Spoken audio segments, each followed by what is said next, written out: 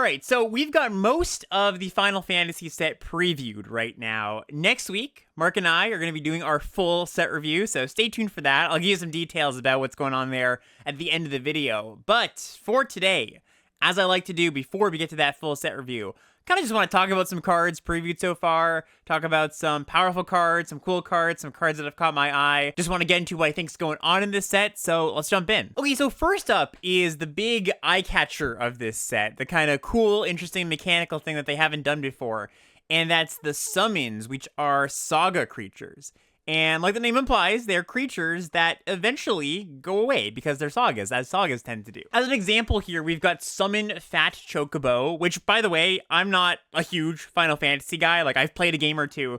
I'm not huge into the lore, but some of the names in this set are pretty funny. So, Summon Fat Chocobo is a 5-mana green 4/4 at common. It's got 4 chapters. The first chapter is create a 2/2 green bird token with whenever a land you control enters.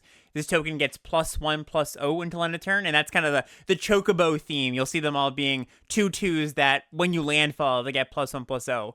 And then the other 3 chapters, so 4 chapters on this one, creatures you control gain trample until end of turn. So pretty good deal. You get a 5-mana 4/4 that comes along with a 2/2 friend that gets pumped, and there's some like Chocobo Matters cards in the set. Giving your creatures trample over a bunch of turns is kind of cool. One thing to note, too, is that a 4-chapter Saga creature is pretty different from a 3-chapter Saga creature, because with a 3-chapter Saga creature, you play it, you get to block 1 turn, you go to your turn, you get in 1 attack or 1 more block, and then they go away, right? Because you don't get another combat step after that. But with 4, that's a whole other combat step. That's just kind of an interesting angle to approach things from, because you don't really think about that with your creatures, right? You kind of just think, okay, well, they're here until I trade them off in combat, or they die to a removal spell. So I think there's going to be a lot of good and interesting play with these, right? Figuring out, okay, like, I've got my value, I'm fine trading this off, I'm fine attacking with this creature, or I'm fine blocking with it, but there's also going to be a lot of spots where you're like, yeah, you know what? I don't really want to get this Fat Chocobo into combat. I really want to make sure my other creatures gain trample the next few turns. So yeah, I think just strategy-wise and gameplay-wise, these are going to be fairly skill-testing cards, especially when you consider that some of these you're not always going to want to play when you just have the mana to play them. So we've got an uncommon here, Summon Primal Garda. This is a 3-and-a-white 3/3 flyer at uncommon.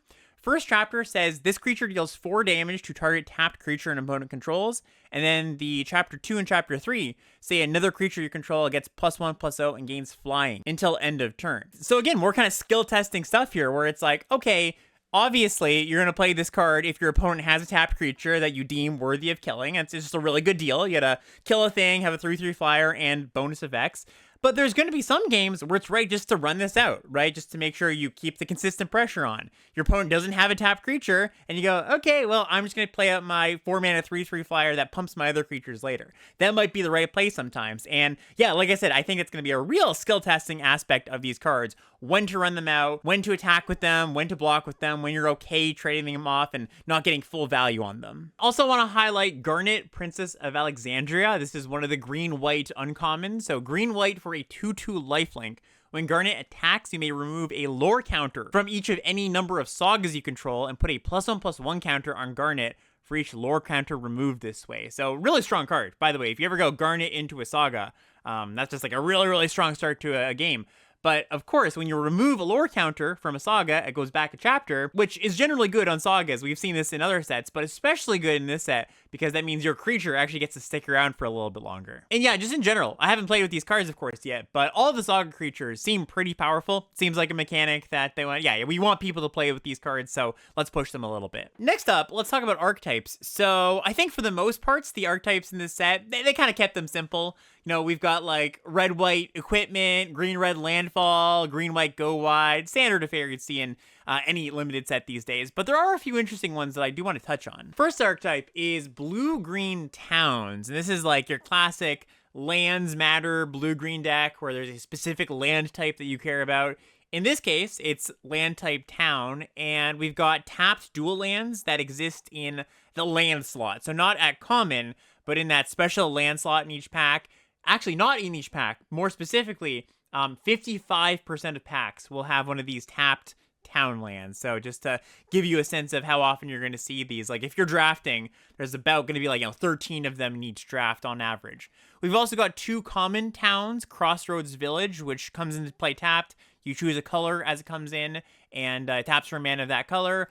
And Adventurer's Inn, which is a colorless one, so, kind of a big yikes there, but colorless land that enters and gains 2 life. The 2 gold cards for this archetype look pretty strong to me. So first, we've got Ignis Scientia. This is 3 mana for a 2/2. When it enters, look at the top 6 cards of your library. You can put a land from among them on the battlefield tapped, the rest on the bottom.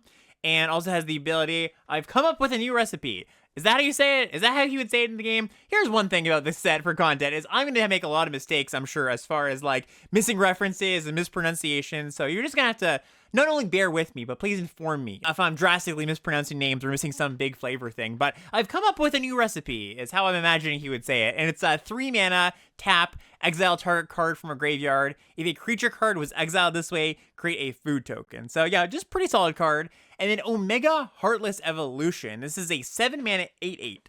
Then when it enters, for each opponent, tap up to 1 target non-land permanent that opponent controls, put X stun counters on each of those permanents, and gain X life, where X is the number of non-basic lands you control. So kind of just like 7 mana 8/8, comes in, gains a bunch of life, basically kills the thing, right? Like by the time you get this down, you have like 3 or 4 non-basics in play, let's say. That's pretty close to killing the creature. So yeah, just pretty cool signposting comments here. Also got some good support. Pew Pew, Poo Poo, Pew Pew. I don't know, I'm going to say Pew Pew. Pew Pew UFO. UFO's go Pew Pew.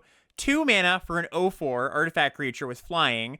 Tap it, put a land from your hand onto the battlefield, and also has the ability 3 mana until end of turn. This creature's base power becomes equal to the number of towns you control. So, can really just turn into a really nice threat. And a very big card draw spell, Travel the Otherworld. This is 7 mana for a sorcery. Draw 4 cards, but it has affinity for towns, so costs 1 less for each town you control. 4 cards is a lot. 4 cards is quite a few cards. This is a card that I am excited to cast. Next archetype I want to touch on is blue-red, and it cares about not just non-creatures, but non-creatures if you spent 4 or more mana to cast that non-creature. So it's a little bit of a riff on the typical blue-red spells. So first signpost here to talk about is the Emperor of Palamecia. This is blue-red for a 2/2, legendary creature at uncommon. Taps to add blue or red mana, but you can only spend that on a non-creature spell. And it says, whenever you cast a non-creature spell, if at least 4 mana was spent to cast it, put a +1/+1 counter on Emperor of Palamecia, and then if there are 3 or more +1/+1 counters, you transform her into the Lord Master of Hell, which is a 3/3 that says when it attacks, it deals X damage to each opponent, where X is the number of non-creature, non-lands in your graveyard. The second one here is Shantoto Tactician Magician. Great name. 3 mana for an 0/4. And it says, whenever you cast a non-creature spell, Shantoto gets +X/+0 until end of turn, where X is the amount of mana spent to cast that spell. And if X is 4 or more, you draw a card. So pretty powerful payoff. And, when I first saw these blue-red cards, these are some of the first cards I saw during preview season, I kind of went, okay, that's a pretty big hoop to jump through. Non-creature, 4 mana, how easy is that going to be? And of course, being good designers over at WotC, they've greased the wheels for you. So one thing that might not be obvious about these cards is, don't shortcut this to mana value 4 or greater. Because, for example, we have cards like Dreams of Laguna, which is a 2 mana instant that says Surveil 1, draw a card, but it's got flashback for 4 mana. So even though Dreams of Laguna, its mana value is 2, if you flash it back, it's still going to trigger your Shantoto or any card that cares about non-creatures with mana value. Sorry, I just had it right there. Non-creatures that you've spent 4 or more mana to cast them. And another thing that kind of helps there is there's these job select equipment. So these job select equipment are equipment that come in with a 1/1 token auto-equipped to them. And as an example here, Warrior Sword is a 4 mana version of this. So that's a creature that triggers your non-creature, creature, quote-unquote, that triggers your non-creature matter cards. The black-red deck caught my eye because it is doing something a little bit atypical for black-red. It cares about casting non-creature spells. Sort of, like blue-red tends to do. I wonder if there's going to be sort of a 3-color Grixis overlap there in some decks. But anyways, first signpost here is Black Waltz number 3, which is a 4 mana 2/2 flying death touch. It says whenever you cast a non-creature spell, Black Waltz number 3 deals 2 damage to each opponent. So capable of dealing a lot of damage, but also extremely fragile and extremely small. So I'm not exactly sure how good this one's going to be. But I do think that the other signpost is really strong. Garland, Knight of Cornelia. This is a 2-mana 3/2 with the ability, whenever you cast a non-creature, you surveil 1, and has a 7-mana ability to transform it into Chaos the Endless, which is a 5/5 flyer. So that card seems pretty good. And overall, Black-Red's shell, its core of what it's doing, is there's a lot of cards that make these 0/1 black wizards that say whenever you cast a non-creature spell, this token deals 1 damage to each opponent. So, the idea is like, make a bunch of these tokens, keep yourself alive with removal spells, and then, just kind of combo kill them in some way. So yeah, kind of a cool archetype. I'm excited to see how this one plays out. And then just quickly, I wanted to touch on the black-white archetype because it highlights a change that's coming, not to Magic's rules, but to the way that they word some cards. So black-white in the set is about sacrifice, about tokens, kind of an aristocratic game plan. Signpost uncommon here. One of them is Judge Magister Gabranth, which is a 2-mana 2/2 menace that says whenever another creature or artifact you control dies, put a +1/+1 counter on Judge Magister Gabranth. And the change here is that before Final Fantasy, I think this card would be worded as whenever a creature you control dies or an artifact you control is put into the graveyard, put a counter on Judge. Now they're just grouping it all together and saying whenever a creature or artifact you control dies. And goes from the battlefield to the graveyard. That's always what died meant, but they never worded it for artifacts in that way. So just calling it out here for those who haven't seen this change. Might be a little bit jarring. Might be like, oh, why are they making that distinction? This means, of course, that with this card, if you sack a treasure, you put a counter on it, which was always the case. Again, the rules haven't changed, but, just might not be as intuitive if you didn't know about that change. All right, then we're going to close things out with just some cards that caught my eye, some cool cards, some powerful cards. Going to start with 2 commons here. Balam T-Rexor, which is a 6-mana 6/6 trample. That when it enters, you gain 3 life, and it also has Forest Cycling for 2 mana. So we just had the Migrating Ketrodon in Aether Drift, which was a very similar card. Had cycling, reach instead of trample, gain 4 life instead of 3. So we got some trade-offs here, but I imagine this card's also still going to be pretty strong.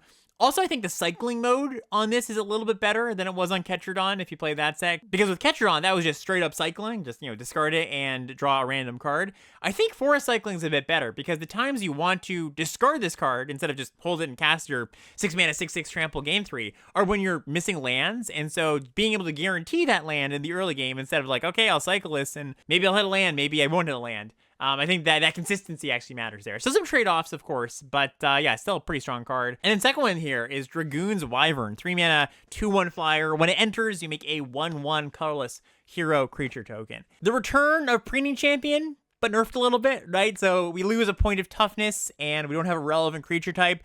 But I imagine this card is still going to be pretty darn good. Next up, this is going to be, if this card's any good, I'm sure one of my top drafted commons. Magitech Infantry, which is a 1-mana 1/1 artifact creature. It says this creature gets +1/+0 as long as you control another artifact. And has a 3-mana ability. Search your library for a copy of this card, put it onto the battlefield, tapped, then shuffle. So if you played Ikoria, you might remember Whisper Squad, which was excellent. Very, very good card. One of the better commons in the format. Bit of a different card, of course, because 3 mana versus 2 to search, big difference. But also, being a 2/1 over a 1/1, that's a pretty big difference too. Blue-white cares about artifacts in this set, so there's some synergy considerations there. So yeah, we'll see. Whisper Squad, one of my favorite cards. I actually have a emote on my Twitch channel, a Whisper Squad emote. So we'll see. I don't know. Maybe we'll get a Magitech emote as well. Next up, Meld is back, apparently on one set of cards. So we've got a green uncommon and a black uncommon that are, pretty decent cards on their own. More the green one than the black one. But if you have them together and you can pay 5 mana, you get to meld them into Ragnarok Divine Deliverance, which is a 7/6 Vigilant Trample Menace Reach Haste that when it dies, destroy target permanent and return target non-legendary permanent from your graveyard to the battlefield. So yeah, that's a really powerful card. By the way, if you don't know what Meld is, if you haven't seen this, you literally take these cards and you flip them over, and on their backsides are half of this backside card. So, if you're playing paper, you literally just like flip them over and boop, like a transformer, put them together. So yeah, kind of cool. We've also got a Time Walk at uncommon, which I believe is the first time we've ever had this. So we've got Ultimisia Time Sorceress. This is 5 mana for a 4/5. When it enters or attacks, you surveil 2. And then at the beginning of your end step, you can pay 7 mana and exile 8 cards from your graveyard to transform her into a 7/7 menace that gives you an extra turn. Cool card. Choco Comet is X red for a sorcery. It deals X damage to any target, and you make a Chocobo token, the 2/2 that whenever you landfall gets +1/+0. Just seems very powerful, right? Like turn 4, kill its 2 toughest creature, can go to the face late game. Yeah, not much to say other than really good card. And I want to leave you on something to think about here. A rare that I was reading and I was like, oh, this card looks terrible. But then I was like, is this card terrible? Maybe this card is just good. I'd be curious to have people weigh in the comments. But Triple Triad, 3 red for an enchantment at rare. At the beginning of your upkeep, each player exiles the top card of your library. Until end of turn, you may play the card you owned in exile this way, and each other card exiled with lesser mana value than it. And I kind of like glossed over at this point. I was like, okay, not a very commander card. Last few words, without paying their mana cost. That's a really big deal. I could also see this card just completely flopping and not being good enough, of course. You have to wait until your upkeep for this to do anything. It's probably not in a great color for this kind of thing. Red tends to be a little more aggressive. But I could definitely see this being either like a sleeper card or a card you get very late because people read it and they're like, oh, this card's not good. But yeah, I kind of thought it was interesting, cool card to think about. Anyways, we're going to pack it up from there for the set review, just to give you a bit of info. So that is going to be on Tuesday, next Tuesday, so June the 3rd. It's going to be on Twitch, on my Twitch channel. I don't plug my Twitch channel enough here, by the way. I always get people coming to my Twitch channel being like, oh, you stream? I didn't know that. If you want to find me on Twitch, I'll post the link in the description, but it's cord_o_calls on Twitch. And me and Mark are going to be streaming our common and uncommon set review, 5 o'clock Eastern on the Tuesday. And we're going back to sort of the old format where we're doing rares one day, commons and uncommons another day. So what we're going to be doing with this is on day 1, on the Tuesday, we're going to be covering archetypes. So a little bit of archetype skeletons, commons and uncommons, all of them, just, straight up. Then early access, the early access streamer event is going to be on Wednesday. And then we're going to do the rares and the mythics on Thursday. So not only will I have played with the set a little bit, but, maybe played with some of those rares, get a little more context for what's going on. And yeah, that, of course, is going to all be uploaded to the YouTube channel shortly after. But join us on Twitch if you want to see it live. Thanks for watching and listening. If you made it this far and you're not already subscribed, do consider it. Leave a comment, leave a like, all that stuff. And yeah, hopefully we'll see you back here next week for the set review.